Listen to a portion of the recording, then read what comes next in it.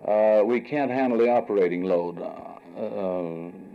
Procedures on patients that we consider elective surgery, I would say that we have upward of 100 people in Tarrant County that are on a waiting list to get certain types of surgical procedures done.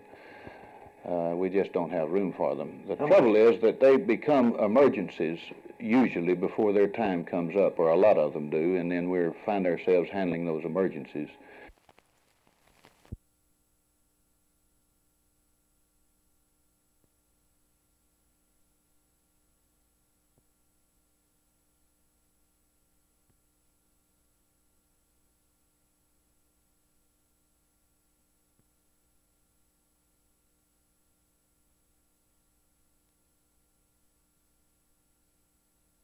We're building it round because the round plan and the circular geometry, the cylindrical configuration, gives us the most stable and most efficient structural shape.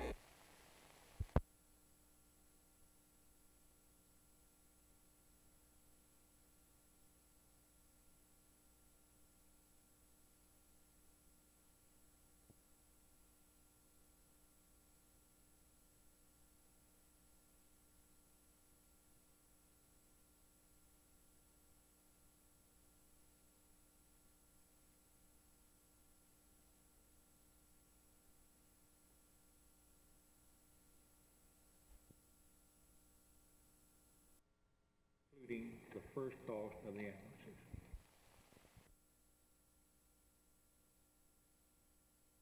I would like to see a real, honest-to-God, open mind of all of us on this council and all of us in the staff to see just which is the best way for this city to go.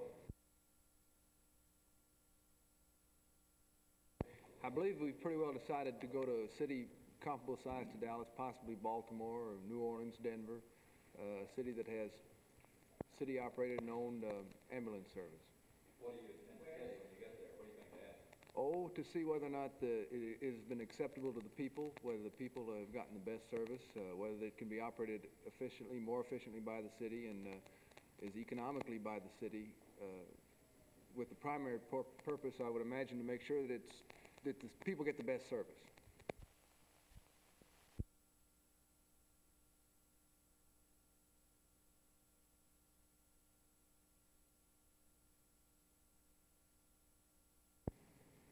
If what Mr. Price says is true, that the non-CCA members of this council are not being appointed to any important committees and are not going to be appointed to any important committees, then I am deeply, deeply disturbed.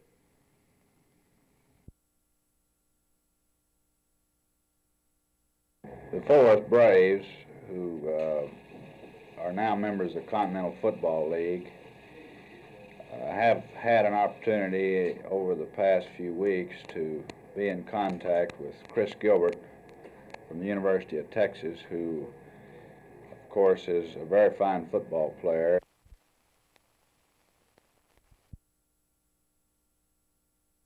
Well, I understand that there's been a news release out of the Cleveland area that Lamar has made an offer to purchase the Cleveland Indians baseball club. And my first reaction, of course, is any response from that should come from Lamar. However, I understand he's out of town, and for that reason, I'm willing to say that at this time, there's no active negotiations going on between our organization and the Cleveland Indians organization or any other Major League Baseball organization.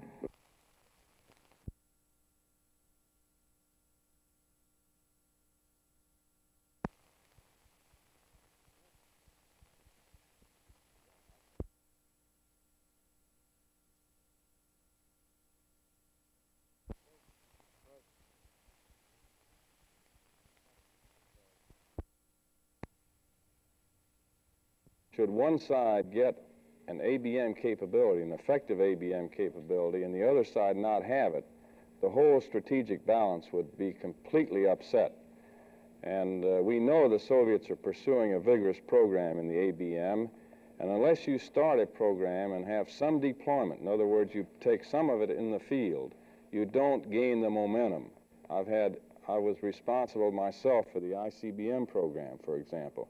I know what it takes to get major programs going. You can't keep them in the R&D stage forever because they just don't move fast enough. So some deployment, in my opinion, is essential if we're to keep up in this race. Do you agree with, pardon me, go ahead. And I don't mean it's a race in the sense of trying to get there first. It's really a need for our own national security.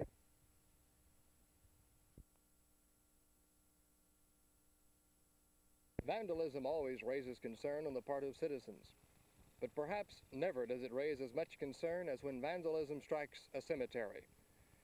And that happened apparently night before last here at the 5 Mile Cemetery near the intersection of Westmoreland and Keast. About 60 of the grave markers were overturned, many of them broken in the process.